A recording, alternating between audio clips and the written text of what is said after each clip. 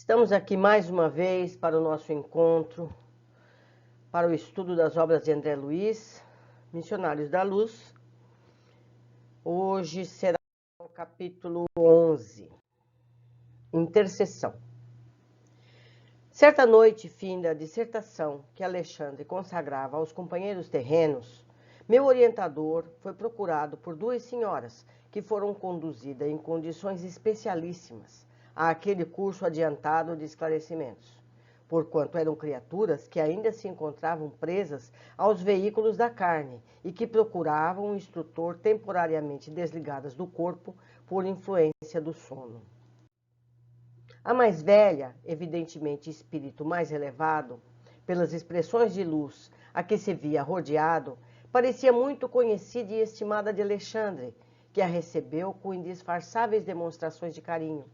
A outra, porém, envolvida num círculo escuro, trazia o semblante lacrimoso e angustiado. "Oh, meu amigo!" exclamou a entidade mais simpática, dirigindo-se ao benévolo orientador, depois das primeiras saudações. "Trago-lhe minha prima Esther, que perdeu o esposo em dolorosas circunstâncias." E enquanto a senhora indicada enxugava os olhos em silêncio, acabrunhadíssima, a outra continuava. "Alexandre, conheço a elevação e a urgência de seus serviços. Entretanto, ouso pedir a sua ajuda para os nossos pesares terrestres. Se houver absurdo em nossa rogativa, desculpe-nos com o seu coração clarividente e bondoso. Somos mulheres humanas. Perdoe-nos, pois, se batemos à sua porta de benfeitor para atender a problemas tristes." "Etelvina, minha amiga", falou o instrutor, com entonação de ternura, "em toda parte a dor sincera é digna de amparo. Se há sofrimentos na carne, existem eles também aqui, onde nos encontramos, sem os despojos grosseiros, e em todos os lugares devemos estar prontos à cooperação. Cooperação legítima. Diga, portanto, o que desejam e ponham-se à vontade." Ambas as senhoras demonstraram aliviadas e passaram a conversar calmamente. Etelvina, satisfeita, apresentou então a companheira, que começou a relatar seu doloroso romance. Casara-se fazia 12 anos com o segundo noivo que o destino lhe reservara, esclarecendo que o primeiro, ao qual amava muito, suicidara-se em circunstâncias misteriosas. A princípio, preocupara-se intensamente com a atitude de Noé, o noivo primeiro, bem amado de seu coração. Todavia, o devotamento de Raul, o esposo que o céu lhe enviara, conseguira desfazer-lhe as mágoas do passado, edificando-lhe a ventura conjugal com amoroso entendimento. Haviam concebido 3 filhinhos da providência divina e viviam em harmonia completa. Raul, conquanto melancólico, era dedicado e fiel. Quanta vez a desejara balsamizar-se em vão as chagas recônditas. O companheiro, todavia, nunca lhe revelara plenamente. Apesar disso, a existência corria-lhe venturosa e calma no santuário da mútua compreensão. Não obstante, porém, viverem para o desempenho das sagradas obrigações domésticas, apareceram inimigos ocultos que lhes haviam subtraído a felicidade. Raul fora assassinado inexplicavelmente. Amigos anônimos recolheram-lhe o cadáver da via pública, trazendo-lhe à casa a terrível surpresa. Tinha ele o coração varado por um tiro de revólver, que, embora encontrado junto ao corpo, exângue, não lhe pertencia. Que mistério envolveria o hediondo crime? Diversos populares e policiais acreditavam tratar-se de suicídio, tanto assim que todas as diligências da justiça criminal se encontravam interrompidas. Entretanto, em sua convicção de mulher, admitia o assassínio. Que motivos conduziriam um homem probo e trabalhador ao suicídio sem causa? Por que se mataria Raul quando tudo lhes era favorável relativamente ao futuro? Inegavelmente, seus recursos financeiros não eram extensos, mas sabiam equilibrar, com decência, as despesas domésticas e a receita comum. Não. O companheiro, a seu parecer, teria partido da crosta por imposição de tenebroso crime. Mas em sua generosidade feminina, Esther, em lágrimas, não desejava positivar a culpabilidade de ninguém. Não desejava vingar-se, e sim acalmar o coração em desalento. Seria possível, por intermédio de Alexandre, sonhar com o companheiro no sentido de obter-lhe as notícias diretas e fazer-lhe sentir o carinhoso interesse do lar? Em vista dos filhos pequenos e de 2 velhos tios que estavam dependentes de seus préstimos, a angustiada viúva encontrava-se em péssimas condições financeiras, na viuvez inesperada. Todavia, acrescentava em pranto, estava disposta a trabalhar e consagrar-se aos filhinhos, recomeçando a vida, mas antes disso, desejava algum conforto para o coração. Anelava inteirar-se do ocorrido e conhecer a situação do esposo para conformar-se. E no fim de longa e sentida exposição, rematava lacrimosa, dirigindo-se ao meu orientador. Por piedade, generoso amigo, nada me podeis dizer? Que terá sido feito de Raul? Quem o teria assassinado? E por quê? A viúva sofredora parecia alucinada de dor e internava-se além de mais descabidas indagações. Alexandre, porém, longe de se desgostar com as perguntas intempestivas, assumira atitude paternal e carinhosamente tomou as mãos da interlocutora, respondeu-lhe: Tenha calma e coragem, minha amiga. Neste momento, não é fácil esclarecê-la. É imperioso se indicar com cuidado, a fim de solucionar o problema com o critério devido. Volte, pois, ao lar. Descanse a mente oprimida. Ansiedades existem, que não se curam à força de raciocínios do mundo. É indispensável conhecer o refúgio da oração, confiando-as ao Supremo Pai. Ampare-se a fé sincera, confie na providência e veremos o que é possível fazer no setor da informação e do socorro fraterno. Examinaremos o assunto com atenção.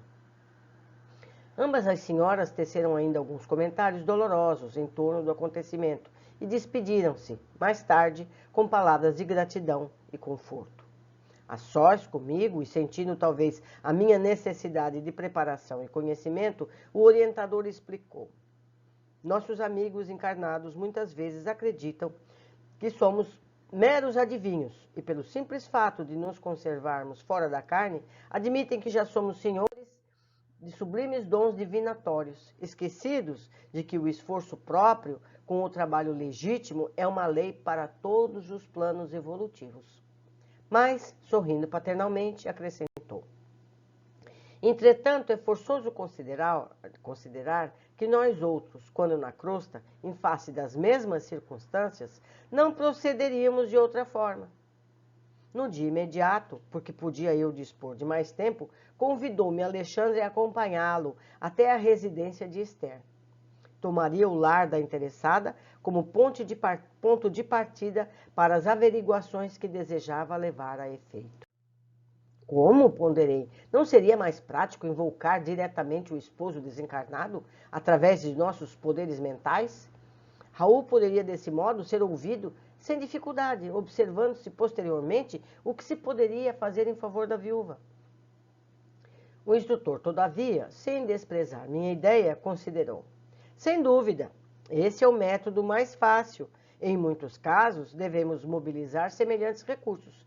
Entretanto, André, o serviço intercessório, para ser completo, exige alguma coisa de nós mesmos, concedendo à nossa irmã Esther algo de nosso tempo e de nossas possibilidades. Seremos credores de mais justos conhecimentos respeito à situação geral, enriquecendo simultaneamente os nossos valores de cooperação. Quem dá o bem é o primeiro beneficiado. Quem acende uma luz é o que se ilumina em primeiro lugar. Como quem não desejava dilatar a conversação, Alexandre silenciou, pondo-nos ambos a caminho, compreendendo eu mais uma vez que, como na Terra, o serviço de colaboração fraternal no plano dos espíritos reclama esforço, tolerância e diligência. A casa da pobre viúva localizava-se na Rua Modesta e, embora relativamente confortável, parecia habitada por muitas entidades de condição inferior. o que observei sem dificuldade pelo movimento de entradas e saídas, antes mesmo da nossa penetração no ambiente doméstico. Entramos sem que os desencarnados infelizes nos identificassem a presença, em virtude do baixo padrão vibratório que lhes caracterizava as percepções. O quadro, porém, era doloroso de ver-se. A família, constituída da viúva, 3 filhos e um casal de velhos, permanecia à mesa de refeições, num almoço muito simples. Entretanto, um fato até então inédito para mim feriu-me a observação. 6 entidades envolvidas em círculos escuros acompanhavam-nos ao repasto, como se estivessem tomando alimentos por absorção.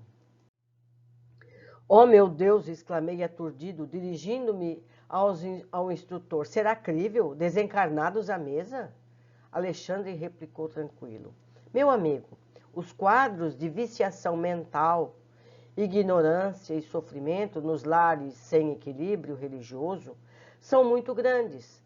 Onde não existe organização espiritual, não há defesas da paz de espírito. Isso é intuitivo para todos os que estimem o reto pensamento. Após ligeira pausa, que se fixava, compadecido, a paisagem interior, prosseguiu. Os que desencarnam em condições de excessivo apego aos que deixaram na crosta, neles encontrando as mesmas algemas, quase sempre se mantêm ligados à casa, às situações domésticas, aos fluidos vitais da família. Alimentam-se com a parentela e dormem nos mesmos aposentos onde se lhes desligaram do corpo físico. Mas chegam a se alimentar de fato, utilizando os mesmos acepipes de outro tempo? Indaguei espantado ao ver a situação das entidades congregadas ali, absorvendo gostosamente as emanações dos pratos fumegantes. Alexandre sorriu e acrescentou. Tanta admiração somente por vê-los tomando alimentos pelas narinas? E nós outros, desconhece você, porventura, que o próprio homem encarnado recebe mais de 70% da alimentação comum através dos princípios atmosféricos captado pelos condutos respiratórios? Anotemos nós mesmos esses detalhes.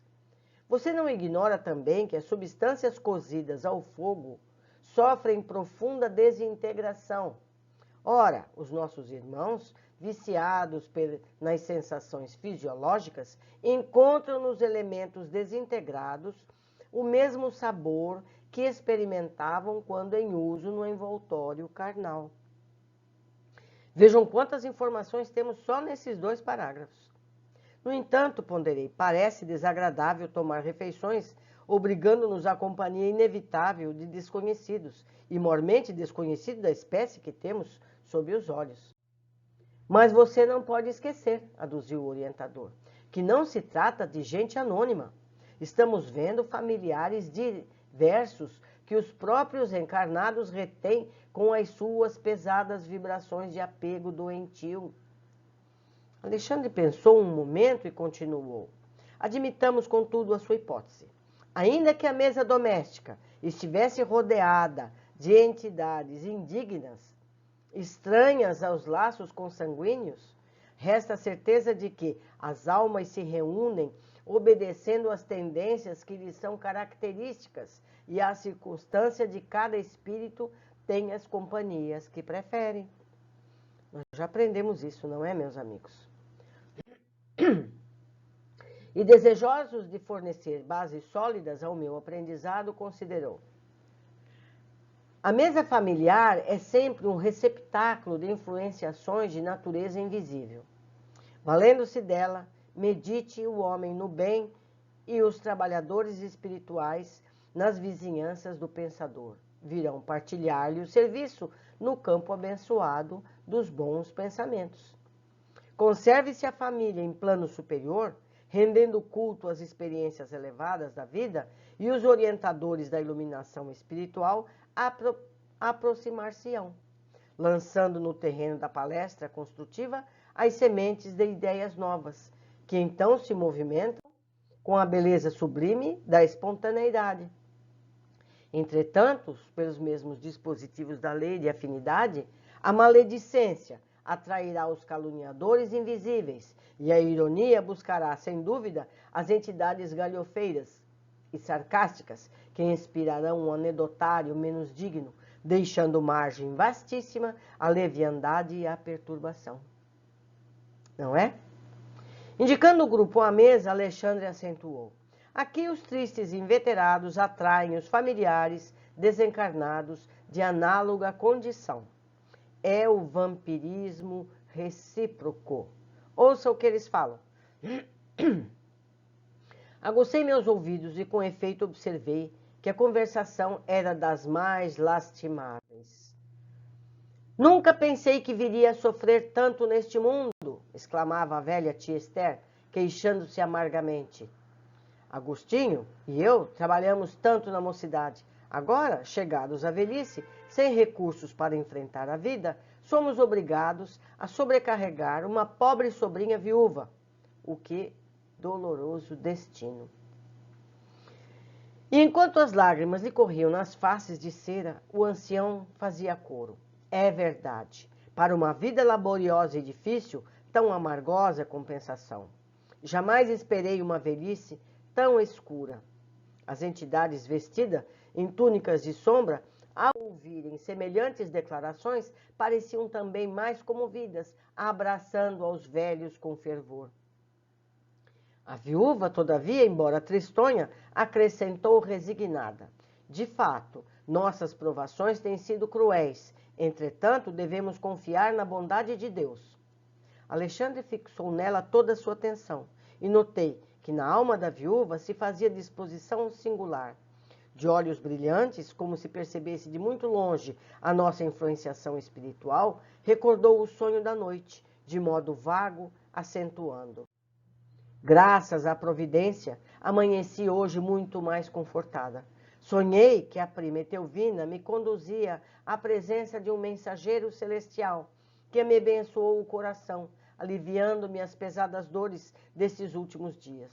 Oh, como me rejubilaria se pudesse reconstituir esse sonho de luz. Ora, mamãe, conte-nos, exclamou a filhinha de 7 anos presumíveis, que até aqui se mantiveram em silêncio. A senhora, de bom grado, comentou: minha filha, não se pode descrever as grandes sensações. Não me lembro precisamente de tudo, mas recordo-me de que o emissário de Jesus me ouviu com paciência. E em seguida disse-me palavras de encorajamento e amor.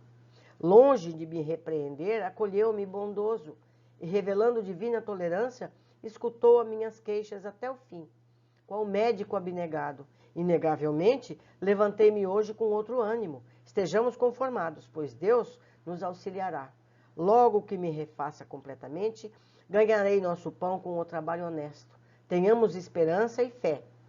Em face das afirmativas encorajadoras de Esther, os meninos entreolharam-se sorridentes, enquanto os velhinhos calavam a amargura que lhes era própria. Desejei fazer-me visível aos companheiros desencarnados sem luz, que se movimentavam no recinto, de maneira a palestrar com eles, sondando-lhes as experiências, mas Alexandre dissuadiu-me. Seria perder tempo, disse. E se você deseja beneficiá-los, venha até aqui noutra oportunidade, porque as cristalizações mentais de muitos anos não se desfazem com esclarecimentos verbais de um dia. Certo? No momento, nosso objetivo é diverso. Precisamos obter informações sobre Raul. Além disso, se nos valêssemos da hora, a fim de ouvir nossos irmãos desencarnados presentes, verificaríamos de pronto que eles poderiam apenas relacionar dolorosas lamentações sem proveito construtivo. E revelando reduzido interesse pela conversação dos encarnados, em vista do objetivo essencial do momento, considerou: procuremos algum de nossos irmãos visitadores. Temos necessidade de informes iniciais para dar uma feição imediata ao nosso trabalho intercessório. Porque Alexandre demandasse outros aposentos, deixei igualmente a modesta sala de refeições, embora desejasse continuar observando. O instrutor, porém, não tinha muito tempo para gastar. Depois de rápidos minutos, fomos defrontados por uma entidade de aspecto humilde, mas muito digno, a quem Alexandre se dirigiu afavelmente. Meu amigo, é visitador em função ativa? Sim, para servi-lo, respondeu atencioso o interpelado. O orientador expôs-lhe com franqueza e em poucas palavras o que desejávamos. Então o irmão visitador explicou-se razoavelmente. Conhecera Raul de perto, auxiliara muitas vezes, prestando-lhe continuada assistência espiritual. Todavia, não pudera nem ele, nem os outros amigos evitar-lhe o suicídio. Friamente deliberado. Suicídio? Interrogou Alexandre, procurando informar-se de maneira completa. A viúva acredita em assassínio. Entretanto, ponderou o novo amigo, ele soubera dissimular com cuidado. Meditara por muito tempo o ato infeliz. No último dia fizera a aquisição de um revólver para o fim desejado. Alvejando a região do coração, atirou a arma a pequena distância, depois de utilizá-la cautelosamente para evitar as impressões digitais, e desse modo conseguira burlar a confiança dos familiares, fazendo-o supor tivesse havido doloroso crime. E chegou a vê-lo nos derradeiros minutos da tragédia? Indagou Alexandre paternal. Sim, esclareceu o interlocutor. Alguns amigos e eu tentamos socorrê-lo, mas em vista das condições da morte voluntária, friamente deliberada, não nos foi possível retirá-lo da poça de sangue em que se mergulhou, retido por vibrações pesadíssimas e angustiosas. Permanecíamos em serviço com o fim de ampará-lo, quando se aproximou um bando de algumas dezenas que abusou do infeliz, deslocou-o facilmente em virtude da harmonia de forças perversas. Como pôde compreender, não nos foi possível arrebatá-lo das mãos dos salteadores da sombra que o carregaram por aí. O instrutor parecia satisfeito com as elucidações, e quando vi que se dispunha a terminar a palestra, ousei perguntar: mas e a causa do suicídio? Não será interessante ouvir o visitador? Não, explicou Alexandre tranquilamente. Indagaremos isso do próprio interessado. Despedimos-nos. Determinada indagação, todavia, atormentava-me o cérebro. Não o contive por muitos instantes, dirigindo-me ao generoso orientador. Um bando? Mas o que significa? Interroguei. Alexandre, que me parecia agora mais preocupado, esclareceu. O bando a que se refere o informante é a multidão de entidades delinquentes dedicadas à prática do mal. Embora tenham influenciação limitada, em virtude das defesas numerosas que rodeiam os núcleos de nossos irmãos encarnados e as nossas próprias esferas de ação, levam a efeito muitas perturbações, concentrando os impulsos de suas forças coletivas. Porque fosse muito grande a minha estranheza, o instrutor aduziu. Não se surpreenda, meu amigo, a morte física não é banho milagroso que converta maus em bons e ignorantes em sábios de um instante para o outro. Há desencarnados que se apegam aos ambientes domésticos, à maneira de era às paredes. Outros, contudo, em vultoso número, revoltam-se nos círculos da ignorância que lhes é própria e constituem as chamadas legiões das trevas, que afrontam o próprio Jesus por intermédio de obsidiados diversos. Organizam-se diabolicamente, formam cooperativas criminosas, e ai daqueles que se transformam em seus companheiros, os que caem na senda evolutiva pelo descaso das oportunidades divinas, são escravos sofredores desses transitórios, mais terríveis poderes das sombras em cativeiro, que pode caracterizar-se por longa duração. Mas o visitador regional com guarda desses sítios, inquiriu espantado, não poderia defender o suicida infeliz? Se fosse vítima de assassínio, sim, respondeu o instrutor, porque na condição real de vítima, o homem segrega determinadas correntes de força magnética suscetíveis de pô-lo em contato com os missionários do auxílio. Mas no suicídio, previamente deliberado, sem a intromissão de inimigos ocultos, como este sob observação, o desequilíbrio da alma é inexprimível e acarreta absoluta incapacidade de sintonia mental com os elementos superiores. Havemos de reler esse item várias vezes para captar toda a profundidade que nele há. Mas, indaguei assombrado, as sentinelas espirituais não poderiam socorrer independentemente? Esboçou Alexandre um gesto de tolerância fraterna e acentuou. Sendo a liberdade interior apanágio de todos os filhos da criação, não seria possível organizar precipitados serviços de socorro para todos os que caem nos precipícios dos sofrimentos, por ação propositada, com plena consciência de suas atitudes. Não é verdade? Em tais casos, a dor funciona como medida de auxílio nas corrigendas indispensáveis. Mas, e os maus que parecem infelizes na própria maldade? Perguntará você naturalmente. Esses são aqueles sofredores perversos e endurecidos de todos os tempos, que apesar de reconhecerem a decadência espiritual de si mesmo, criam perigosa crosta de insensibilidade em torno do coração. Desesperados e desiludidos, abrigando venenosa revolta, atiram-se à onda torva do crime, até que um novo raio de luz lhes desabrochem no céu da consciência. O assunto oferecia ensejo a valiosos esclarecimentos, mas Alexandre esboçou um gesto de quem não podia gastar muito tempo com palavras e, depois de ligeiro intervalo, acrescentou. André, mantenha-se em oração, ajudando-me por alguns momentos. Agora que tenho informações positivas do visitador, preciso mobilizar minhas possibilidades de visão, se indicando quanto ao paradeiro do irmão infeliz.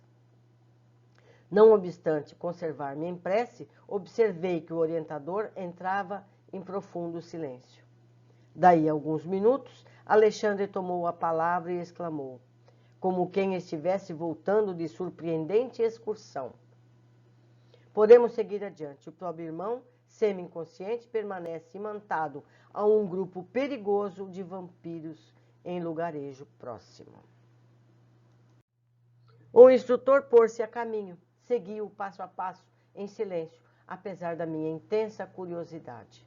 Em pouco tempo, distanciando-nos dos núcleos suburbanos, encontrávamos-nos nas vizinhanças de Grande Matadouro. Olhe, gente, minha surpresa não tinha limites, porque observei a atitude de vigilância assumida pelo meu orientador, que penetrou firmemente a larga porta de entrada. Pelas vibrações ambientes, reconheci que o lugar era dos mais desagradáveis que conhecera até então, em minha nova fase de esforço espiritual. Seguindo Alexandre de muito perto, vinha numerosos grupos de entidades francamente inferiores que se alojavam aqui e ali, diante do local em que se processava a matança de bovinos. Percebi um quadro estarrecedor. Grande número de desencarnados, em lastimáveis condições, atiravam-se aos borbotões de sangue vivo, como se procurassem beber o líquido em sede devoradora. Vocês estão percebendo quanta informação está aqui descrita? Vamos continuar. Alexandre percebera o assombro doloroso que se apossera de mim e esclareceu-me com serenidade. Está observando, André, estes infelizes irmãos que não nos podem ver pela deplorável situação de embrutecimento e inferioridade, estão sugando as forças do plasma sanguíneo dos animais. São famintos que causam piedade. Poucas vezes em toda a vida eu experimentara tamanha repugnância. As cenas mais tristes das zonas inferiores que até ali puderam observar não me haviam impressionado com tamanho amargor. Desencarnados à procura de alimentos daquela espécie. Matadouro, cheio de entidades perversas. Que significava tudo aquilo? Lembrei meus reduzidos estudos de história, remontando-me à época em que as gerações primitivas ofereciam aos supostos deuses o sangue de touros e cabritos. Não é verdade? Ainda hoje isso acontece. Estaria ali, naquele quadro horripilante, a representação antiga dos sacrifícios em altares de pedra? Deixei que as primeiras impressões me encandecessem o cérebro, a ponto de sentir, como noutro tempo, que minhas ideias vagueavam em turbilhão. Alexandre, contudo, solícito, como sempre, acercou-se mais carinhosamente de mim e explicou. Por que tamanha sensação de pavor, meu amigo? Saia de si mesmo, quebre a concha da interpretação pessoal e venha para o campo largo da justificação. Não visitamos nós ambos, na esfera da crosta, os açougues mais diversos? Lembro-me de que em meu antigo lar terrestre havia sempre grande contentamento familiar pela matança dos porcos. A carcaça de carne e gordura significava abundância da cozinha e conforto do estômago. Com o mesmo direito, acercam-se os desencarnados tão inferiores quanto já o fomos nós, dos animais mortos, cujo sangue fumegam-lhes oferece vigorosos elementos vitais. Sem dúvida, o quadro é lastimável. Não nos compete, porém, lavrar as condições. Cada coisa, cada ser, cada alma permanece no processo evolutivo que lhe é próprio.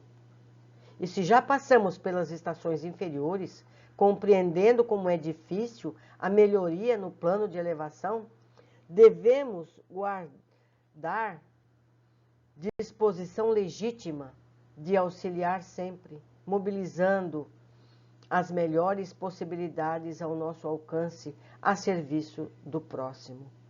A advertência fora utilíssima. As palavras do instrutor caíram-me na alma a preceito, retificando minha atitude mental. Encarei sereno o quadro sob os meus olhos e notando que me reequilibrara. Alexandre mostrou-me uma entidade de aspecto lamentável, semelhante a um autômato, a vaguear em torno dos demais. Depois de fixar-lhe os olhos quase sem expressão, reparei que a sua vestimenta permanecia ensanguentada. É o suicida que procuramos, exclamou o instrutor claramente. Que? Perguntei espantado. Por que precisariam dele os vampiros? Semelhantes infelizes, elucidou Alexandre, abusam de recém-desencarnados sem qualquer defesa, como este pobre Raul, nos primeiros dias que se sucedem à morte física, subtraindo-lhe as forças vitais, depois que lhe explorarem o corpo grosseiro.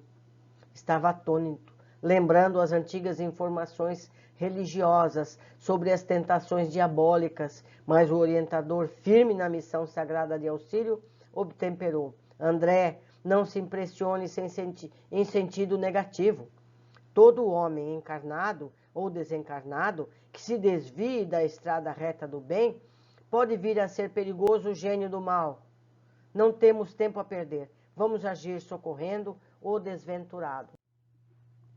Seguindo o prestimoso mentor, aproximei-me também do infeliz. Alexandre assou a destra sobre a fronte de Raul e envolveu-o em vigoroso influxo magnético. Dentro de poucos instantes, Raul permanecia cercado de luz e foi vista imediatamente pelos seres da sombra.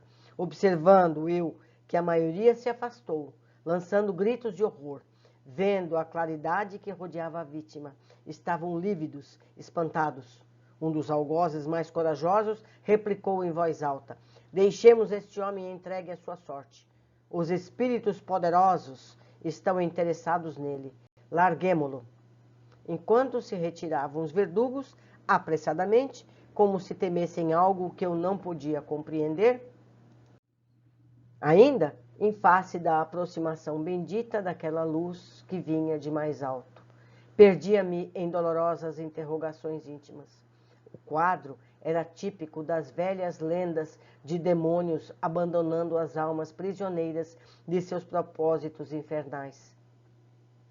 As palavras espíritos poderosos haviam sido pronunciadas com indisfarçável ironia.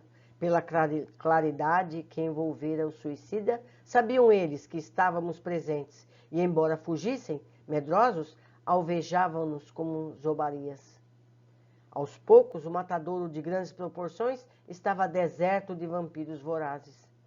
Alexandre, dando por fim da operação magnética, tomou a mão do amigo sofredor, que parecia imbecilizado pela influenciação maligna, e, conduzindo-o para fora, a caminho do campo, falou-me bondoso.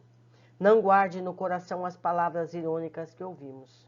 Esses irmãos desventurados merecem a nossa maior compaixão. Vamos ao que nos possa interessar. Recomendou-me amparar o novo amigo que parecia inconsciente de nossa colaboração. E depois de alguns minutos de marcha, estacionávamos sob a árvore frondosa, depondo o irmão enfraquecido e camaleante sobre a relva fresca. Impressionado com o seu olhar inexpressivo, solicitei os esclarecimentos do orientador, cuja palavra amiga não se fez esperar. O pobrezinho permanece temporariamente desmemoriado. O estado dele, depois de tão prolongada sucção de energias vitais, é de lamentável inconsciência. Em face da minha estranheza, Alexandre acrescentou: que deseja você? Esperaria por aqui o processo de melhor esforço? O magnetismo do mal está igualmente cheio de poder, mormente para aqueles que caem voluntariamente sob os seus tentáculos. Em seguida, inclinou-se paternalmente sobre o desventurado suicida e indagou: irmão Raul, como passa? Eu, murmurou o infeliz, como se estivesse mergulhado em profundo sono. Não sei, nada sei. Lembra-se da esposa? Não, respondeu o suicida de modo vago. O instrutor levantou-se e disse-me: a inconsciência dele é total. Precisamos despertá-lo. Em seguida, determinou que eu permanecesse ali em vigilância, enquanto buscaria recursos necessários. Não podemos acordá-los por nós mesmos? Interroguei admirado. O orientador sorriu e considerou: bem se reconhece que você não é veterano em serviços intercessórios. Esquece-se de que vamos despertá-lo não só para a consciência própria, senão também para a dor? Romperemos a crosta de magnetismo inferior que o envolve, e Raul regressará ao conhecimento da situação que lhe é própria. Entretanto, sentirá o martírio do peito varado pelo projétil. Rugirá de angústia ao contato da sobrevivência dolorosa, criada, aliás, por ele mesmo. Ora, em tais casos, as primeiras impressões são francamente terríveis, e escoa-se algumas horas antes de seguro alívio. E como outras obrigações esperam por nós, será conveniente entregá-lo aos cuidados de outros amigos. As observações calaram-me fundamente. Decorridos 20 minutos aproximadamente, Alexandre voltou, acompanhado de 2 irmãos, que se prontificaram a conduzir o infeliz. E daí a algum tempo, encontrávamos-nos numa casa espiritual de socorro urgente, localizada nas proximidades, na própria esfera da crosta. Via-se que a organização atendia a trabalhos de emergência, porquanto o material de assistência era francamente rudimentar. Adivinhando-me o pensamento, Alexandre explicou. No círculo de vibrações antagônicas dos ambientes da crosta, não se pode localizar uma instituição completa de auxílio. O trabalho de socorro, desse modo, há de sofrer incontestável deficiência. Esta casa, porém, é um hospital volante, que conta com a abnegação de muitos companheiros. Depois do Raul, num leito-alvo, o devotado instrutor começou a aplicar-lhe passes magnéticos sobre a região cerebral. Não se passou muito tempo e o infeliz lançou um grito estertoroso e vibrante, dilacerando-me o coração. Eu morro, gritava Raul em suprema aflição, tentando agora escalar as paredes. Acudam-me por caridade. E comprimindo o peito com as mãos, exclamava em tom lacinante: meu coração está partido, ajude-me, não quero morrer. Vocês observaram, né? Enfermeiros solícitos amparavam-no com atenção, mas o paciente parecia tomado de horror. Olhos esgazeados em máscara de sofrimento indefinível, continuava gritando estentoricamente, como se houvesse acordado de pesadelo angustioso.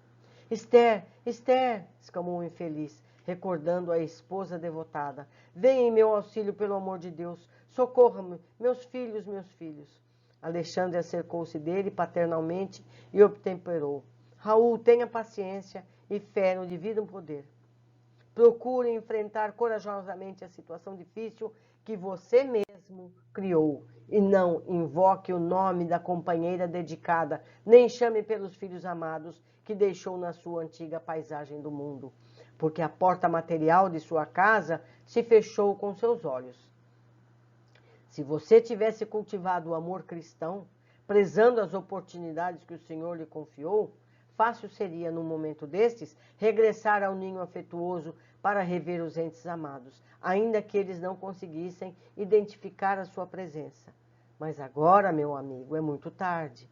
É necessário guardar outro ensejo de trabalho e purificação, porque a sua oportunidade com o nome terrestre de Raul está finda. Imenso pavor a estampar-se-lhe no semblante, o interpelado revidou. Estarei morto porventura? Não sinto o coração varado de dor? Não tenho as vestes ensanguentadas? Será isto morrer? Absurdo. Muito sereno, o bondoso instrutor voltou a falar. Não empunhou sua arma contra o próprio peito? Não localizou o coração para exterminar a própria vida? Oh, meu amigo, podem os homens enganar uns aos outros, mas nenhum de nós poderá iludir a justiça divina. Revelando extrema vergonha ao sentir-se descoberto, o suicida prorrompeu em soluços, murmurando: ah, desventurado que sou, 1000 vezes infeliz.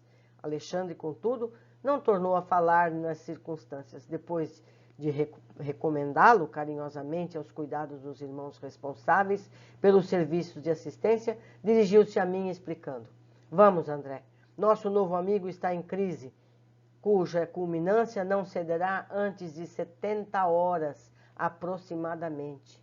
Voltaremos mais tarde a vê-lo. De regresso aos meus trabalhos, esperei ansioso o instante de reatar as observações educativas. Impressionava-me a complexidade do serviço intercessório. As simples orações de uma saudosa e dedicada haviam provocado atividades numerosas para o meu orientador e valiosos esclarecimentos para mim. Como agiria Alexandre na fase final? Que revelação teria Raul para os nossos ouvidos de companheiros interessados no seu bem-estar? Conseguiria a esposa consolar-se nos círculos da viuvez? Abrigando interrogações inúmeras, aguardei o momento azado. Decorridos 4 dias, o instrutor convidou-me a tornar ao assunto, o que me fez exultar de contentamento pela possibilidade de prosseguir, aprendendo para a minha própria evolução. Encontramos Raul cheio de dores, todavia mais calmo, para sustentar a conversação esclarecedora. Queixava-se da ferida aberta, do coração descontrolado, dos sofrimentos agudos, do grande abatimento. Sabia, porém, que não se encontrava mais no círculo de carne, embora semelhante verdade lhe custasse angustioso pranto. Tranquilize-se, disse o meu orientador com inexprimível bondade. Sua situação é difícil, mas poderia ser muito pior. Há suicidas que permanecem agarrados aos despojos cadavéricos por tempo indeterminado, assistindo à decomposição orgânica e sentindo o ataque dos vermes vorazes. Ai de mim, suspirou o mísero, porque além de suicida, sou igualmente criminoso. E demonstrando infinita confiança em nós, Raul contou a sua história triste, procurando justificar o ato extremo. Na mocidade, viera do interior para a cidade grande, atendendo ao convite de Noé, meu camarada de infância. Companheiro devotado e sincero, esse amigo apresentara-o certa vez à noiva querida, com quem esperava tecer no futuro o ninho de ventura doméstica. Ai desse dia, porém que vira Esther pela primeira vez. Nunca mais pude esquecê-la. Personificava a jovem o que ele, Raul, reputava como seu mais alto ideal para o matrimônio feliz. Em sua presença, sentia-se o mais ditoso dos homens. Seu olhar alimentava-lhe o coração, suas ideias constituíam a continuidade dos seus próprios pensamentos. Como, porém, fazer-lhe sentir o afeto imenso? Noé, o bom companheiro do passado, tornava-se o empecilho que precisava remover. Esther seria incapaz de traição ou compromisso assumido. Noé demonstrava-se infinitamente bondoso e estimável para provocar um rompimento. Foi então que lhe nasceu no cérebro a tenebrosa ideia de um crime. Eliminaria o rival. Não cederia sua felicidade a ninguém. O colega deveria morrer. Mas como efetuar o plano sem complicações com a justiça? Esquecido pela paixão violenta, passou a estudar minuciosamente a realização de seu criminoso propósito. E encontrou uma fórmula sutil para a eliminação do companheiro dedicado e fiel. Ele, Raul, passou a usar conhecido e terrível veneno em pequeníssimas doses, aumentando-as vagarosamente, até habituar o organismo com quantidades para que outrem seriam fulminantes. Atingindo o padrão de resistência, convidou o companheiro para um jantar e propinou-lhe o veneno odioso em vinho agradável, que ele próprio bebeu, sem perigo algum. Noé, porém, desaparecera em poucas horas, passando por suicida, apreciação geral. Guardou ele para sempre o segredo terrível. E depois de cortejar gentilmente a noiva chorosa, conseguiu impor-lhe simpatia, que culminou em casamento. Atingira a realização do que mais desejava. Esther pertencia-lhe na qualidade de mulher. Vieram os filhinhos enfeitar-lhe o viver, mas a sua consciência fora ferida sem remissão. Nas mais íntimas cenas do lar, via Noé, através da tela mental, exprobando-lhe o procedimento. Os beijos da esposa e as carícias dos filhos não conseguiam afastar a visão implacável. Ao invés de decrescerem, seus remorsos aumentavam sempre. No trabalho, na leitura, na mesa de refeições, na alcova conjugal, permanecia a vítima a contemplá-lo em silêncio. A certa altura do destino, quis entregar-se à justiça do mundo, confessando o crime hediondo. Entretanto, não se sentia com o direito de perturbar o coração da companheira, nem deveria encher de lodo o futuro dos filhinhos. A sociedade respeitava-o, acatando-lhe o ambiente doméstico. Companheiros distintos de trabalho prezavam-lhe a companhia. Como esclarecer a verdade aos semelhantes contingências? Não obstante amar eternamente a esposa e os filhos, achava-se esgotado ao fim de prolongada resistência espiritual. Receava a perturbação do hospício e o aniquilamento, fugindo à confissão do crime, que a cada dia se tornava mais iminente. A essa altura, a ideia do suicídio tomou vulto em seu cérebro atormentado. Não resistiu por mais tempo. Esconderia o último ato do seu drama silencioso, como ocultar a tragédia primeira. Comprou um revólver e esperou. Certo dia, após o trabalho diário, absteve-se do caminho de volta do lar, empunhou a arma contra o próprio coração, agindo cautelosamente para evitar as marcas digitais, atingindo o alvo num supremo esforço, desfizera-se do revólver homicida e não teve atenção voltada senão para o intraduzível padecimento do tórax estrangulado. Dificilmente, como se os seus olhos permanecessem anuviados, sentiu que algumas pessoas tentavam socorrê-lo, e em seguida a verdadeira multidão de criaturas que ele não pôde ver arrebentava-o do local de dor. Desde então, um enfraquecimento geral tornava-o por completo. Sentia-se presa de um sono pesado e angustioso, cheio de pesadelos cruéis, e por fim, somente recuperara a consciência de si mesmo ali naquele quarto modesto, depois de Alexandre restaurar-lhe as energias em prostração. Terminada a confissão longa e amargurosa, Raul tinha o peito opresso e lágrimas pesadas a lhe lavarem o rosto. Comovidíssimo, não sabia, por minha vez, o que externar. Aquele drama oculto daria para impressionar corações de pedra. Alexandre, contudo, demonstrando a grandeza de suas elevadas experiências, mantinha respeitável serenidade e falou: nos maiores abismos, Raul, há sempre lugar para a esperança. Não se deixe dominar pela ideia de impossibilidade. Pense na renovação de suas oportunidades. Medite na grandeza de Deus. Transforme o remorso em propósito de regeneração. E após ligeira pausa, enquanto o infeliz se debulhava em pranto, o mentor prosseguiu: em verdade, seus males de agora não podem desaparecer milagrosamente. Todos faremos a colheita compatível com a semeadura. Mas também nós, que hoje aprendemos alguma coisa, já passamos vezes inúmeras pela lição de recomeçar. Tenha calma e coragem. Em seguida, Alexandre passou a notificá-lo relativamente à causa de nosso interesse, explicando-lhe que o trabalho de auxílio fraterno fora iniciado através de orações da esposa, carinhosa e desolada. Deu-lhe notícias dela, dos filhinhos, dos velhos tios, falou-lhe das saudades de Esther e da sua ansiedade para vê-lo, ainda me fosse em ligeiro minuto, em ocasião de sono do veículo físico. Em ouvindo as derradeiras informações, o suicida pareceu reanimar-se vivamente e observou: ai, não sou digno, minha miséria acentuar-lhe-ia as dores. O orientador, porém, afagando-lhe paternamente a fronte, prometeu intervir e solucionar o problema. Retiramo-nos de novo, e percebendo-me profunda admiração, Alexandre ponderou: no pequeno drama em observação, meu amigo, você pode calcular a extensão e complexidade de nossas tarefas nos serviços intercessórios.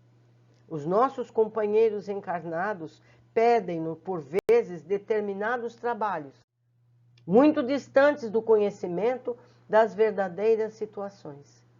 Para a sociedade humana, Raul é uma vítima de sicários ocultos, quando é apenas vítima de si mesmo. Para a companheira, é o marido ideal, quando foi criminoso e suicida. Compreendi as dificuldades morais em que nos achávamos para atender a petição que nos conduziria ao semelhante serviço. As palavras do instrutor não evidenciavam outra coisa. Entendendo assim, ousei perguntar: acredita esteja a irmã Esther preparada para o realismo de nossas conclusões? Alexandre abanou a cabeça negativamente e redarguiu: somente são dignos da verdade plena os que se encontram plenamente libertados das paixões. Esther é profundamente bondosa, mas ainda não alcançou o próprio domínio. Não possui as emoções, antes é possuída por elas. Em vista disso, de modo algum, lhes poderíamos dar conhecimento completo do assunto. Está preparada para a consolação, não para a verdade. As afirmativas do instrutor chocaram-me de certo modo. De que maneira omitir os pormenores da tragédia? Não seria faltar à realidade? Por que processo confortar a esposa saudosa, ocultando-lhe o sentido verdadeiro dos acontecimentos? Alexandre, porém, compreendeu minha indagação e observou: com que direito perturbaríamos o coração de uma pobre viúva na crosta, a pretexto de sermos verdadeiros? Por que motivo tisnar a esperança tranquila de 3 crianças adoráveis, envenenando-lhe talvez o destino, tão só para nos exibirmos como campeões da realidade? Haverá mais alegria em mostrar a sombra do crime que em descobrir a fonte de conforto? André, meu irmão, a vida pede muito discernimento. Cada palavra tem sua ocasião, como cada revelação o seu tempo. Não podemos compreender um serviço de socorro com o esmagamento do suplicante. A oração de Esther não lhe poderia ser portadora de desalento. Por isso mesmo, nem todos recebem quanto querem a delegação de mais alto para os serviços de assistência. Registrei a observação. Nesse dia, Alexandre dirigiu-se em minha companhia às autoridades de auxílio, pedindo a colaboração de uma das irmãs que funcionavam nas turmas de socorro para concurso mais eficiente ao coração de Esther.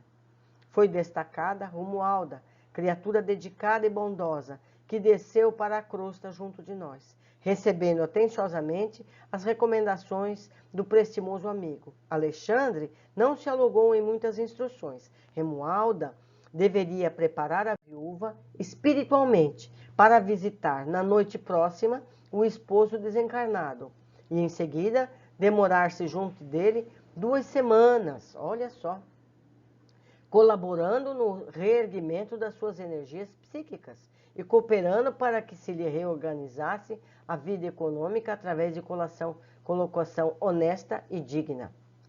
Era ver-se carinho em delicado instrutor, dedicou todas as providências em curso. Quase no momento aprazado para o reencontro dos cônjuges, comparecemos ao Hospital Volante de Socorro Espiritual, onde o instrutor cuidou pessoalmente de todas as medidas. Recomendou a Raul o melhor ânimo, insistindo para que não se pronunciasse a menor expressão de queixa, para que se abstivesse de qualquer gesto que pudesse traduzir impaciência e aflição. Em seguida, mandou velar a chaga aberta e sanguinolenta, muito visível na região dilacerada do organismo perispiritual, para que a esposa não recebesse qualquer impressão de sofrimento. O próprio Raul, admirado pela lição de boas maneiras, atendia satisfeito e reanimado a todas as instruções. Daí a minutos, Romualdo entrou em companhia de Esther, cujo olhar deixava entrever angústia e expectação. Alexandre tomou-a pelo braço e mostrou-lhe o companheiro estendido no leito-alvo. Raul, Raul, gritou a viúva desolada, provisoriamente liberta do corpo carnal, dilacerando meu coração pelo doloroso tom de voz. A comoção dela era extrema. Quis prosseguir e não pôde. Dobraram-se-lhe os joelhos e encontrou-se genuflexa junto ao leito do esposo, soluçando. Reparei que os olhos dele permaneciam marejados de pranto, que não chegava a cair. Alexandre fixava-o com firmeza, dando-lhe a entender a necessidade de coragem para o angustioso testemunho. Como a criança interessada em conhecer as recomendações paternas, o suicida acompanhava os menores gestos do nosso generoso orientador. E porque Alexandre lhe fizera ligeiro sinal, Raul tomou a destra da companheira em lágrimas e falou: Não chores mais, Esther. Tem confiança em Deus. Vela pelos nossos filhinhos e ajuda-me com tua fé. Vou indo muito bem. Não há razão para que nos lamentarmos. Querida, a morte não é o fim. Aceita a vontade do Pai, como estou procurando aceitar. Nossa separação é temporária. Nunca te esquecerei. Estarás em meu coração onde eu estiver. Também estou saudoso de tua companhia, da tua dedicação, mas o Altíssimo nos ensinará a transformar saudades em esperanças. As palavras do suicida, bem como a doce inflexão da sua voz, surpreendia-me as observações. Raul demonstrava um potencial de delicadeza e finura psicológica, que até aí não revelava aos meus olhos. Foi então que, aguçando a percepção visual, notei que fios tenuíssimos de luz ligavam a fronte de Alexandre ao cérebro dele e compreendi que o instrutor lhe ministrava vigoroso influxo magnético, amparando-o na difícil situação. É como se a vítima, como se Raul fosse médium do Alexandre. O Alexandre estava transmitindo telepaticamente o que o Raul deveria dizer. Ouvindo-lhe as expressões consoladoras, a viúva pareceu reanimar-se, exclamando lacrimosa: Oh, Raul, eu sei que agora estamos separados pelos abismos da sepultura. Sei que devo esperar a decisão suprema para unir-me contigo para sempre. Ouve, auxilia-me na terra, na viuvez inesperada e dolorosa. Levanta-te e vem para nossa casa, dar-me esperança ao espírito abatido. Defende-nos ainda contra os maus. Não me deixei sozinha com os nossos filhinhos que tanto precisam de ti. Você está vendo aqui o que está acontecendo? Ela encarnada chamando o marido desencarnado para se juntar àqueles outros que lá estão. Tá vendo como a gente repete os erros? Continuando. Pede a Deus essa graça e vem me ajudar até o fim. Embora continuasse estirado no leito, o interpelado afagou-lhe carinhosamente os cabelos e respondeu: tem coragem e fé. Lembra-te, Esther, de que existem padecimentos maiores que os nossos e conforma-te. Vou fortalecer-me e trabalharei ainda por nós, assim como me esperas as assistências e esperar-te-ei a confiança. O Senhor não nos confia problemas dos quais não sejamos dignos. Volta para nossa casa e alegra-te. Não tenhas medo da necessidade. Nunca nos faltará a bênção do pão. Procura a alegria do trabalho honesto e semeie o bem através de todas as oportunidades que o mundo te ofereça. A prática do bem dá saúde ao corpo e alegria aos espíritos. E Deus, que é bom e justo, abençoará nossos filhinhos para que eles sejam felizes ao teu lado. Não te demores mais, volta, confiante, guarda a certeza de que eu estou vivo e de que a morte do corpo é somente a necessária transformação.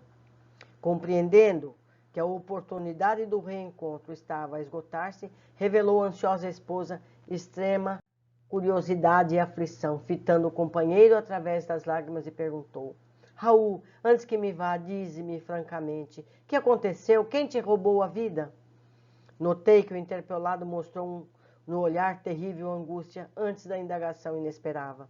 Quis, talvez, confessar a verdade, fazer luz em torno das suas experiências distintas, mas o socorro magnético de Alexandre não se fez esperar.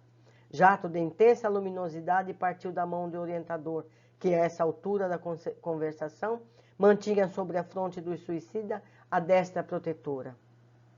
Transformou-se-lhe a expressão fisionômica, restabelecendo-se a serenidade e a coragem. Novamente calmo, Raul falou à companheira: Esther, os processos da justiça divina não se encontram ao dispor da nossa apreciação. Guarda contigo a certeza de que estamos sendo instruídas todos os dias em todos os acontecimentos. Aprende a procurar, antes de tudo, a vontade de Deus. A pobre viúva desejou prolongar a palestra. Adivinhava-se, através dos olhos aflitos, o intenso propósito de continuar bebendo as sublimes consolações do momento. Mas Alexandre tomou-lhe o braço, recomendou-lhe a necessidade de despedir-se. A esposa chorosa não relutou, concentrando toda a sua capacidade afetiva nas palavras, disse adeus à suicida, beijou-lhe as mãos com infinito carinho.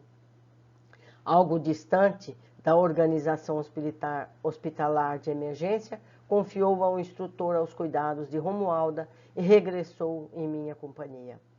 Não conseguia ocultar a minha enorme admiração por semelhante serviço de assistência. Alexandre percebeu o meu estado d'alma e falou comovidamente. Segundo observa, o trabalho de socorro pede muito esforço e devotamento fraterno. Não podemos esquecer que Raul e Esther são dois enfermos espirituais e, nessa condição, requer muita compreensão de nossa parte. Felizmente, a viúva regressa cheia de novo ânimo e o nosso amigo, sentindo a extensão dos cuidados de que será objeto e notando por si mesmo quanto pôde auxiliar a companheira encarnada, dar-se-á pressa em criar novas expressões de estímulo e energia no próprio coração. Impressionado, contudo, em vista do dilaceramento havido em seu organismo espiritual, indaguei. E a região ferida, Raul, experimentará semelhante padecimento até quando? Talvez por muitos anos, respondeu o instrutor, em tom grave. Isso, porém, não o impedirá de trabalhar intensamente no campo da consciência, esforçando-se pela reaproximação da bendita oportunidade regeneradora. Outros problemas aforam minha ideia. No entanto, o instrutor precisava ausentar-se e demanda incumbências difíceis, nas quais não poderia eu acompanhá-lo. Pedi-lhe permissão para seguir de perto o trabalho de assistência levado a efeito por Romualda, recebendo-lhe a generosa aprovação. Desejava saber até que ponto se confortava a viúva aflita a observar-lhe o proveito daquele reencontro que traduzia elevada concessão. No dia seguinte, voltei ao lar modesto, justamente por ocasião do almoço familiar. Romualda andava ativa. O ambiente interno adquiria novo aspecto. As entidades viciadas não haviam desaparecido totalmente, mas o seu número fora consideravelmente reduzido. Amparando a sua protegida, a irmã auxiliadora recebeu-me com amabilidade. Notificou-me que a viúva amanhecera muito melhor e que ela, Romualda, fizera o possível por manter-lhe a recordação plena do sonho. Como era natural, a pobrezinha não poderia lembrar-se de todas as minúcias. Entretanto, fixara as impressões culminantes, suscetíveis de acordar-lhe a divina esperança, restaurar-lhe o bom ânimo. Recomendou-me verificar por mim mesmo o efeito maravilhoso da providência. De fato, o semblante da viúva ganhava nova expressão. De olhos límpidos e brilhantes, narrava aos tios e aos filhinhos o sublime sonho da noite. Todos a escutavam sob forte interesse, mormente as crianças, que pareciam participar de seu júbilo interior. Esther terminara a narrativa emocionada. Observei então que a velha tia esboçava um gesto de incredulidade, perguntando-lhe: "E você acredita ter visitado Raul no outro mundo?" "Como não?" redarguiu a viúva sem pestanejar. "Tenho ainda a impressão de suas mãos sobre as minhas, e sei que Deus me concedeu semelhante graça para que eu readquira minhas forças para o trabalho. Despertei hoje profundamente reanimado e feliz. Enfrentarei o caminho com novas esperanças. Esforçar-me-ei e vencerei." "Oh, mamãe, como nos consolam as suas palavras!" murmurou um dos pequenos, de olhos muito vivos. "Como desejaria estar com a senhora para ouvir o papai nesse sonho maravilhoso." Nesse instante, o velhinho, que se alimentava em silêncio, ponderou na qualidade de excelente representante da descrença humana. É interessante notar que, tendo Raul consolado tanto o seu coração de mulher, nada tem elucidado sobre o crime que atinou no sepulcro. Esther, que sentiu a ironia na observação, influenciada pela benfeitura que ali se mantinha, respondeu pratamente: "Muitas vezes, meu tio, não sabemos ser gratos às bênçãos divinas. Recordo-me desta verdade ao lhe ouvir semelhante raciocínio. Envergonho-me de quanto me lembro haver feito interrogação dessa natureza ao pobre Raul, abatido e pálido no leito. Basta-me a felicidade de tê-lo visto e ouvido num mundo em que eu não posso compreender agora. Tenho certeza que o visitei em algum lugar, que nos interessa descobrir criminosos quando não podemos levantar-lhe o corpo físico, e nossa preocupação de punir culpados, sem dar conta de nossas próprias culpas, iremos ao absurdo de desejar ser mais justos que o próprio Deus?"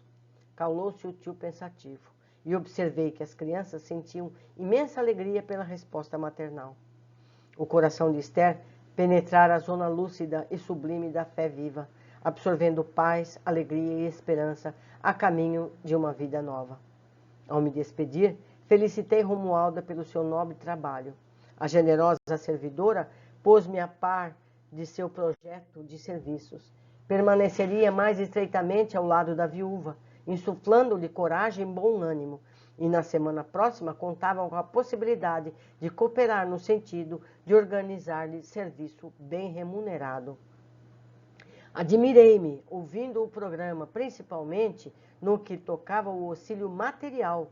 Entretanto, Romualdo aduziu muito calma: "Quando os companheiros terrestres se fazem merecedores, podemos colaborar em benefício deles, com todos os recursos ao nosso alcance, desde que a nossa cooperação não lhes tolha a liberdade de consciência." Roguei-lhe então o obséquio de admitir-me o concurso do dia aprazado para os serviços finais. Romualda aqueceu bondosamente e, passada uma semana, fui por ela avisado quanto à medida de conclusão dos trabalhos de assistência.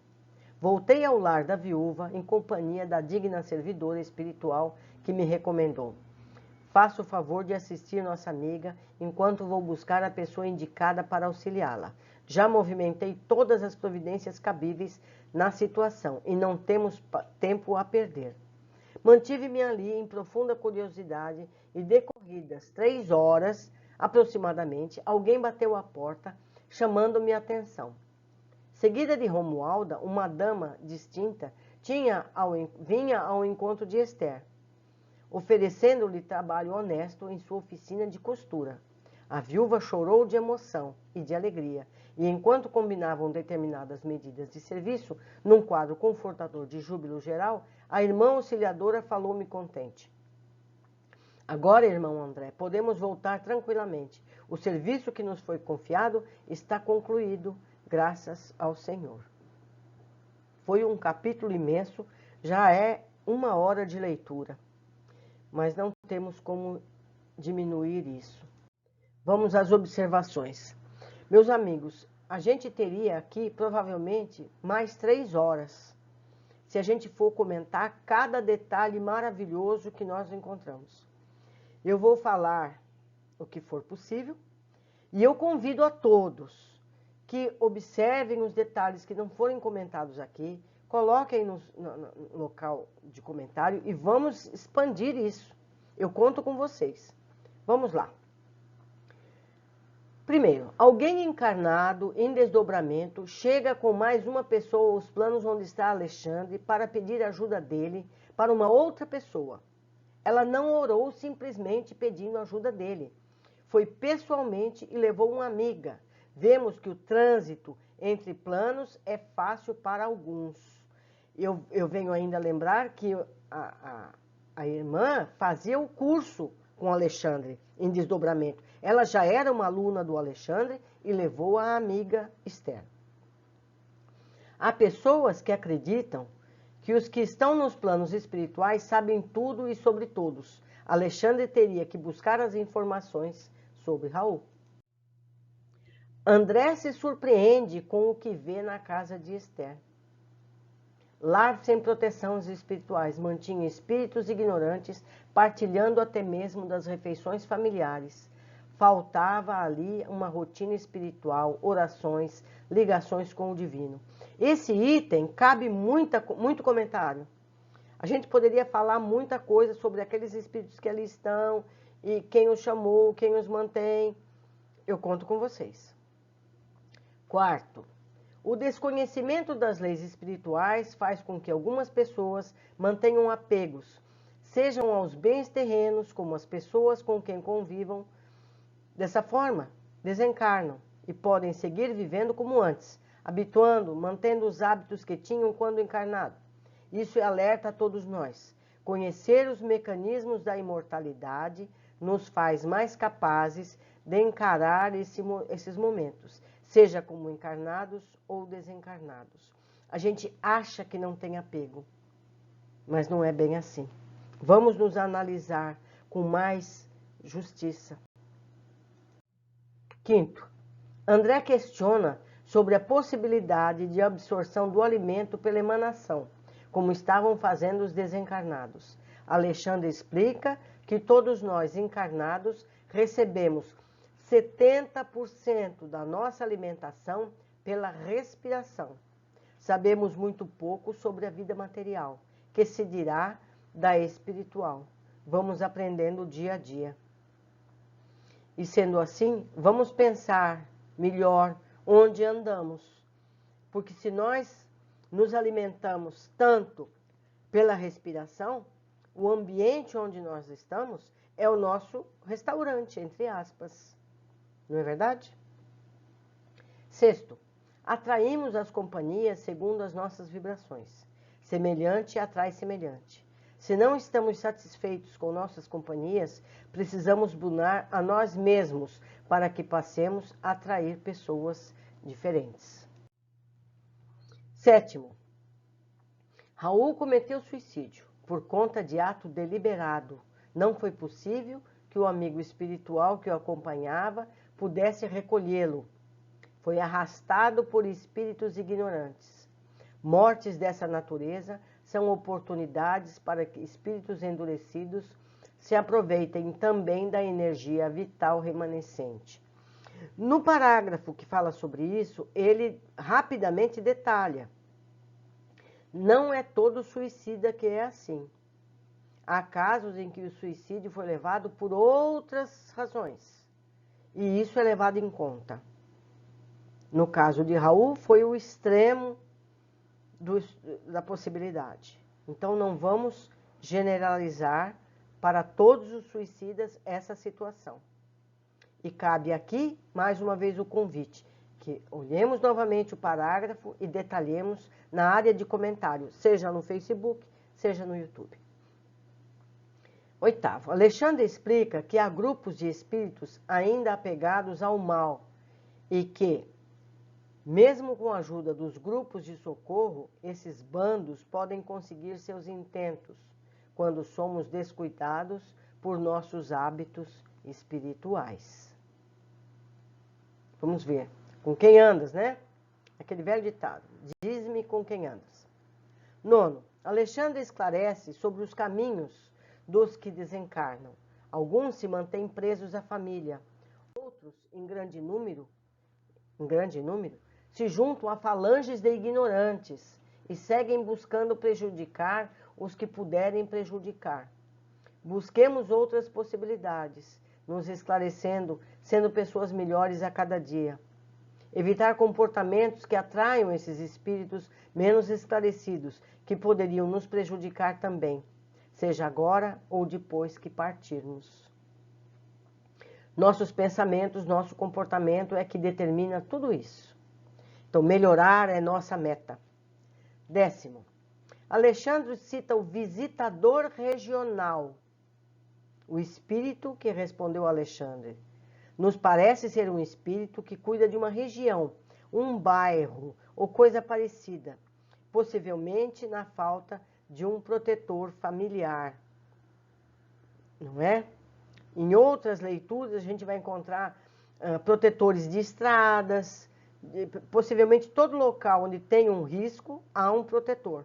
Cabe a cada um de nós merecer a atenção desses protetores.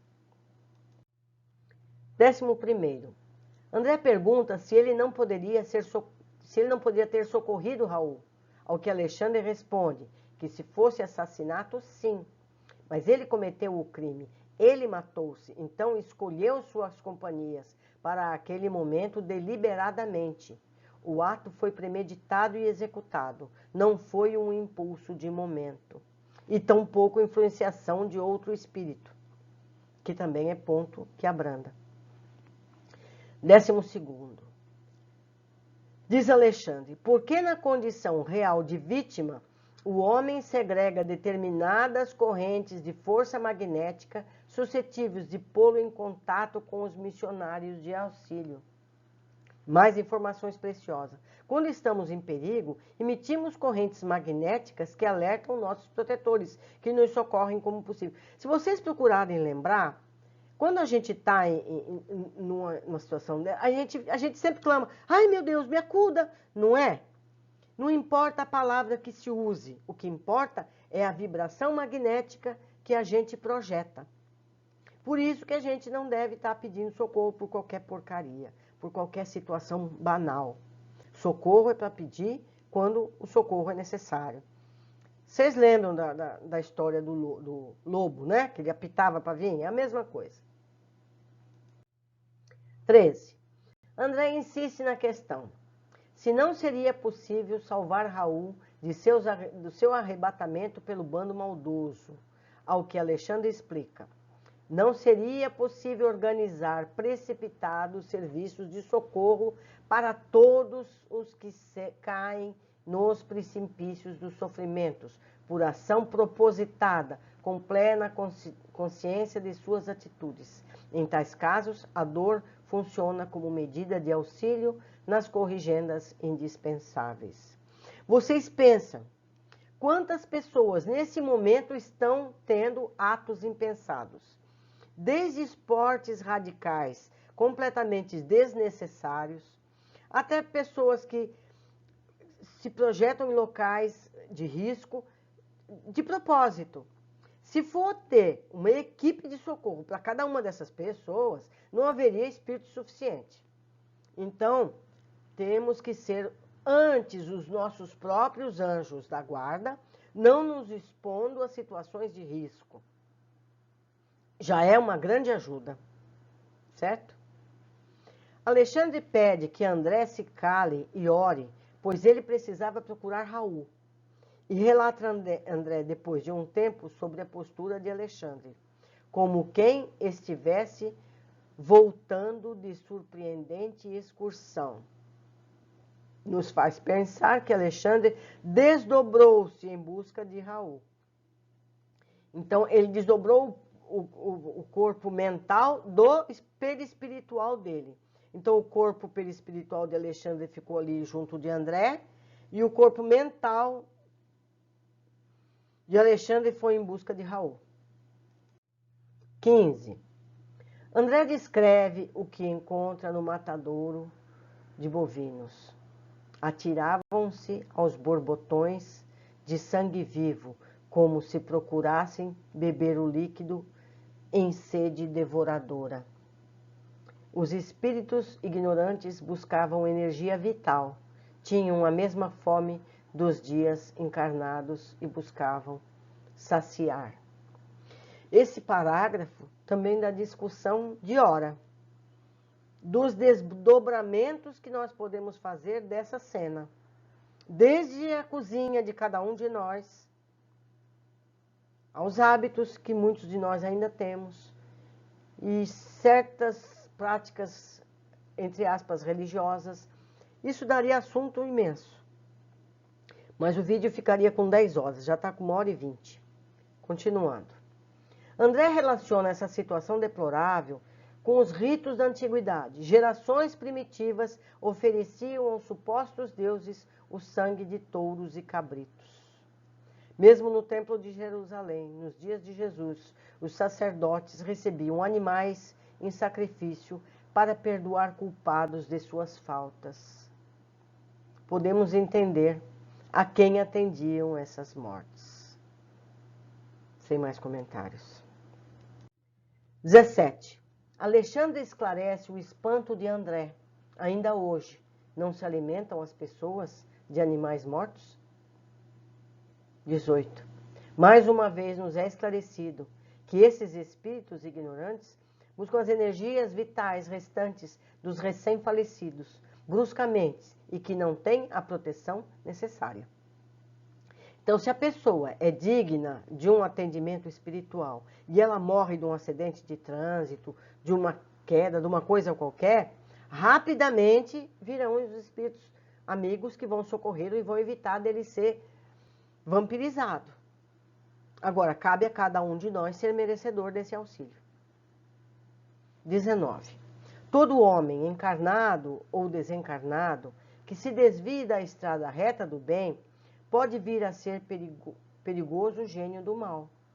Portanto, precisamos nos manter em constante disciplina no bem, porque qualquer um de nós pode cair.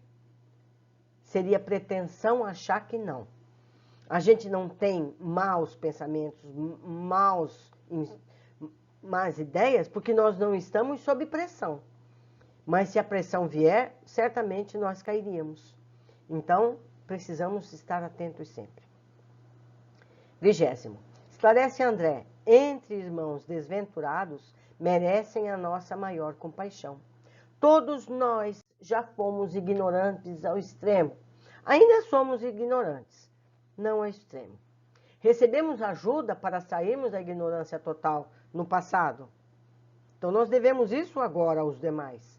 Ainda caminhamos lentamente e, como vimos antes, a qualquer momento podemos nos desviar do caminho por um revés da vida. Disciplina e compaixão. Não devemos julgar essas pessoas que caíram nesse e em outros variados erros. 21. O magnetismo do mal está igualmente cheio de poder, mormente para aqueles que caem voluntariamente sob os seus tentáculos. A física do universo. Assim como a gravidade faz cair o solo, o leve e o pesado, as energias magnéticas dos planos espirituais servem a todos os seres. Cada um as utiliza como desejar. Todos os elementos que dispomos podem ser usados para o bem e para o mal. A mesma energia atômica que pode matar ou curar. Portanto, estejamos atentos. Se temos grande potencial magnético, poderemos ajudar ou prejudicar.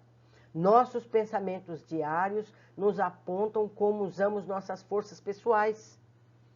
A mesma vibração de cura que uma pessoa tenha, se ela é movida por maus pensamentos, ela pode adoecer alguém. Por isso é tão importante a nossa disciplina no pensamento. Chegando ao posto de socorro na crosta, André observa que não há ali os mesmos recursos do posto de socorro no nosso lar. E Alexandre esclarece que, devido às vibrações na crosta, não é possível manter as mesmas condições de nosso lar.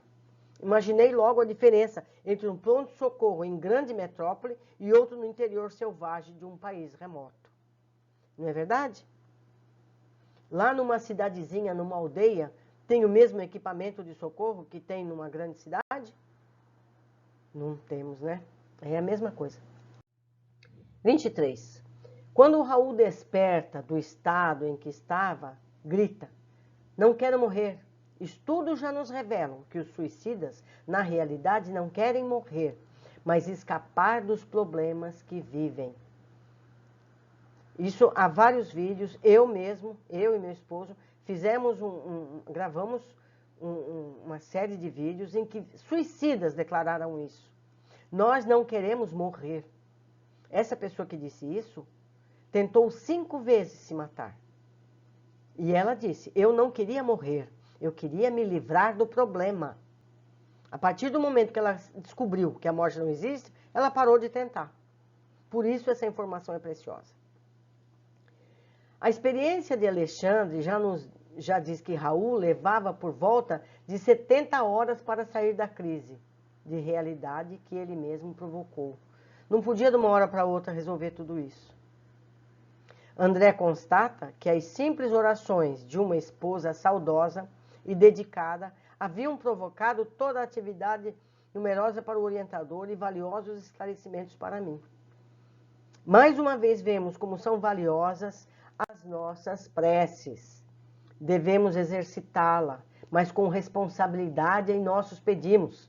Sejamos coerentes com o que pode e não pode ser atendido. Muitas de nossas aflições são necessárias para o nosso crescimento. Vamos pedir mais lucidez e entendimento. As soluções nos serão inspiradas para que possamos resolver por nós mesmos os problemas que gostaríamos de ver tirado como um passe de mágica. Não é? Pensamento, o que eu devo aprender com este problema? A resposta nos leva à solução que nós mesmos vamos tirar. O perispírito de Raul mostrava a ferida no peito. Nosso corpo espiritual tem densidade compatível com o plano espiritual. Portanto, apresenta todas as situações sofridas. Como diz mais adiante Alexandre, fazemos pedidos sem sabermos o que há por trás de situações que vivemos. Provavelmente Raul, quando nascer na vida seguinte, vai nascer com problema físico. Porque ele não vai poder tirar essa ferida que foi feita voluntariamente, de um momento para o outro. Raul havia semeado dores e culpas, que o levou a erros sucessivos, e as consequências não poderiam ser outras. Podemos dizer que as consequências imediatas poderiam ter sido ainda mais duras, se não fosse a oração da esposa. Quantos, provavelmente séculos, ele viveria naquelas situações? 28. Somente são dignos da verdade plena os que se encontrem plenamente libertados das paixões. A espiritualidade bondosa nos informa apenas do que temos capacidade de entender e aceitar. O esquecimento de vidas anteriores tem justamente essa razão. Não suportaríamos saber todos os erros cometidos, assim como certas explicações espirituais. A espiritualidade nos informa aquilo que nós somos capazes de entender e aceitar. Quer dizer, a verdade mesmo é mais além. Quando nós crescermos para suportarmos a verdade, ela nos será informada. 29. Romualdo, assistente espiritual, foi colaborar com Esther, tanto para reencontrar o esposo durante o sono, como para que conseguisse trabalho digno. Todos temos suporte espiritual e material, quando necessário e merecido. Então, aquela ajuda, aquela coincidência de conhecer alguém que tem aquele emprego, que tem aquele favorecimento, que tem aquela condição, pode sempre ter sido um amigo espiritual que veio nos acudir. 30. Alexandre inspirava à distância as palavras de Raul, mas que as repetia no encontro com a esposa. Isso é como acontece numa reunião mediúnica. Entende? O Alexandre simplesmente disse o que convinha ser dito. Isso é caridade. Não é mentira, é caridade. 31. Raul terá o ferimento perispiritual por muitos anos. Outras fontes nos informam que poderá até mesmo nascer, como já havia dito, com danos no corpo físico, por não ter ainda reparado o perispírito, pois é o perispírito que modela o corpo. Enquanto essa ferida do perispírito não sarar, cada corpo que nascer vai nascer com problema. Meus amigos, 1h30 de gravação, que poderia ser muito maior se eu parasse em cada maravilha que nos foi dita. Eu espero realmente que vocês me ajudem nesse desfragmentamento, que a gente possa ir muito além nesse capítulo, que poderia ter horas e horas e horas. Agradeço a companhia de vocês e espero. Abraços, até o nosso próximo encontro.